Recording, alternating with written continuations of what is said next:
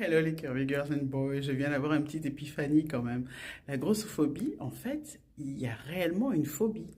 Quand on parle de grossophobie, on parle de phobie des gros en fait. Et qu'est-ce que ça veut dire la phobie des gros? Alors quand on s'y réfère à la masse multipliée par 9,81 égale le poids, en fait, je pense que les gens ont réellement peur du gros. Parce que dans l'univers de la jungle, c'est rare de voir un lion, même un lion le plus rugissant, s'attaquer à un éléphant. Parce que l'éléphant, vous pouvez lui rentrer dedans comme vous voulez, mais lui, par contre, il n'a pas besoin de vous rentrer dedans. Il suffit qu'il se laisse tomber, il vous tombe dessus.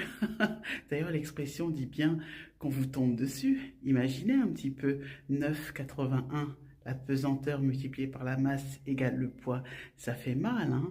Donc en fait, quelque part, j'ai l'impression que l'idée du gros, c'est celui qui, par définition, peut vous tomber dessus. Mais du coup, on préfère lui rentrer dedans comme si on défiait un petit peu son propre ego, en fait.